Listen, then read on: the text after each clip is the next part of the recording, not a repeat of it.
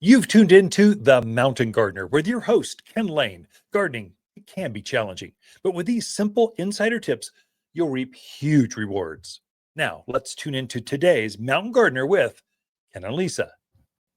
And we have my favorite gal back in the studio. Each week, I get to spend at least 20 minutes with this gal behind these microphones talking about local gardening. So, Lisa Waters Lane, welcome back to the studio. Thank you.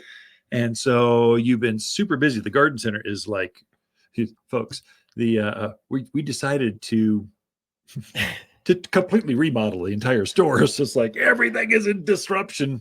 So we're moving the outside in, the inside out. And it's just kind of like, lots of paint everywhere. Yeah. It must be. I've got a brand new, young, energetic, visionary team that we're putting together that have been with us. I mean, I got like the dynamic, not trio, not quattro. It's like five of them. Whatever is that? Quattro. Dynamic quattro. And man, they want to change the world. It's exciting. And they're dealing with plants. They just love, it's like younger folks love plants. They're just a thing. I mean, we like plants, but we also like motorcycles and boats. And I think they do too. They're really into it. It's fun to watch. It is. It's a good thing. And they're into retail. So we're showing them retail, and retail kind of lost some of its sex appeal when Amazon, all the box stores came on. But you know what? The specialty, boutique, unusual, different things around plants, that's a very appealing career that we've created here at Waters Garden Center that I think might be unique for us. We're not having trouble finding great, talented people, but we treat people well, we pay well, we respect I think part of it is just empowering and listening and just going, hey, that's a great idea. Let's try that. Anyway, go on and on. Welcome to the studio, Lisa. You obviously haven't gotten enough words out today. I need to talk. Yeah, I know. Oh my gosh. Spreadsheets. They're fun, but you don't get any words in, just numbers and percentages. That is true. So I'm talking about something completely different, but I was walking by the lower house, Perennial house, and I happened to see this pretty little mum. And I thought, that is gorgeous. Yeah. It's called a La Belle Bronze Bicolor. And it's just so pretty. It looks like an echinacea. If you're looking at this on Spotify or the video piece, YouTube, that looks just like an echinacea or an echinacea, not a mum. The flower is bigger and bitone. That's wild. It's just really pretty. So I thought I got to show one of those just for the heck of it. Now, this has got a bigger flower than normal. So this is a garden mum. So it's got bigger flowers than, let's say, a florist or greenhouse grown mum. We're growing these in, out where they're used to water and sun. And they're not going to vaporize, and it's a perennial. It's going to do this for years to come. That's crazy. What's that, red or burgundy with a yellow bronze? Okay, I'm a man. Bronze is not a color in the crayon box. Fine. But red or burgundy is. And then it's got this gold tips and this fuchsia green inside. It's like it needs googly eyes. It's like it'd be looking at you. Anyway, just super cool. Caught my eye as I was walking through, and I thought I got to share that. But we have lots of really pretty mums still, and we have lots of pansies, lots of violas, snapdragons, and now it's time, folks. Rip out those petunias, rip out the geraniums. You want to give those plants time to root out in your pots before the real cold comes. So now is the time to do that. Yeah, I tell you that some of these new plants. Here's the difference between a independent or boutique garden center, small independent mom and pop garden centers probably goes across the board, or a box store. That's probably goes for chain restaurants or unique. The chef is also the owner of the place. We get bored and we want to try something new and different. We're not just going to grow the top 10, plants. We want to go. We put our kids through college on those plants. Now what? When we are looking for funky, fun, different, unusual, and we like to share that with people that like us. Yeah. So anyway. So speaking of that, nice segue. You did a good job, dear. Welcome. So we've been getting a lot of our evergreens in. So this is the product mix that we carry through the winter. Yeah. And now is a really good time to be putting. It's still a great time to plant. It's peak season. Better than peak. Yeah, it's just beautiful time to plant. And we've gotten some different things in than we've carried in the past. And I was kind of checking all those out.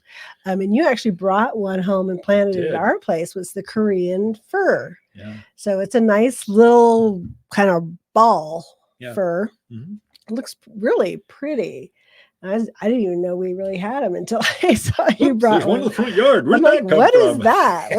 What is it doing here? Oh, lost my mind. I saw one and went, we got to try that. It's related to our conicolor fir, the one that grows up on Spruce Mountain, which is a very large fir. Mm-hmm. This is a cousin of that, but it stays cute and bite-sized and little. It's like a poodle or something. So you put ours kind of underneath a great big maple. Do you think they need some shade here? Or is it just where you put it because it was a good space? There was a hole already there. It's also on the south side. I had irrigation. Sometimes you just go for ease, and it'll get plenty. If it gets really 6 hours or more of sun, it'll be fine. Has kind of a silvery blue foliage to it. Really, really pretty, but cool to kind of check out if you like different things. It does. Yeah, really cool. We also got a few Tannenbaum mugo pines in. Those are neat. Which I think are really cool. So it's a mugo. It's in the mugo pine family, but it does more of the pyramidal form, so more like a Christmas tree form. Just a real pretty. Not going to get huge. I think 8 feet. Very small. Yeah. Most mugos are rounded or ball shaped, but this one's got a Christmas tree look to it. It's very tight. It's really cool. With that still rich green, easy to care for, evergreen pine look, but it doesn't get gigantic like Austrians and some of these Oregon greens get huge. Ponderosas, oh my gosh. Which we did get some ponderosas in too. I'll mention that real quick because that's not one we just carry all the time. And they are little growers sometimes don't like to grow the ponderosas. They can be a little bit finicky, but we got some nice ones in. They're hard to find pretty ones. Yeah. And if they're not pretty, we don't want them. So we go they can be kind of rangy. Them and went, those are nice. And we'll take the whole row. Yeah. And we brought them in. Yeah. We also got in, it's the first time I've seen this, is a golden Atlas cedar. Yeah. So most people are used to the blue Atlas cedars. Nice tree for here, does very well. The golden doesn't get quite as large, so good for those smaller yards, but it has a real pretty, the new growth is kind of a more of a golden tinge to it. So it's just very different. It reminds me of a honey locust or golden locust, which is famous here. It's locust tree. The new growth comes out gold and then it just turns green. And so it's a beautiful plant for that. But this is the evergreen version of the honey locust. Yeah. Great plant. So a couple other things that we got in, they're a little different. So we got some blue star junipers and some prostrate cedar, but we got them on a standard tree form.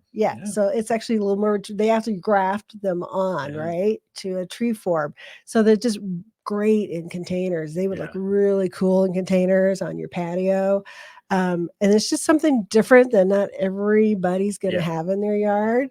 I have a great big Japanese pine in a pot, and it does terrific, and it's beautiful. For years, we put one of those stars that's grafted on this basically trunk.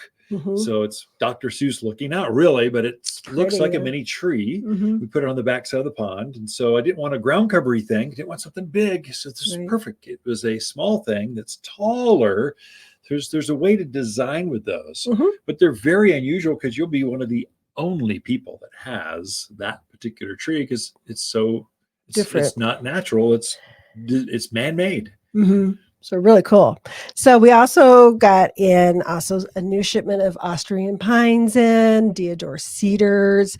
It's a really pretty Oregon green pines. I love Oregon green pines. Yeah, it's a pretty. We need one in our yard. We don't have one yet, but we need. That's a big hole. I have no idea where we'd put it, but I think we need it. We did get some more blue Atlas cedars in that are real pretty. And also, I just want to let people know because they sometimes are hard to find. We did get some manzanitas in. Yeah. We got Panchito and Chieftain and the Kinnikinnick in. And now would be a great time to be getting those in the ground. I just found some bristlecone pines, which is the oldest living organism. In years.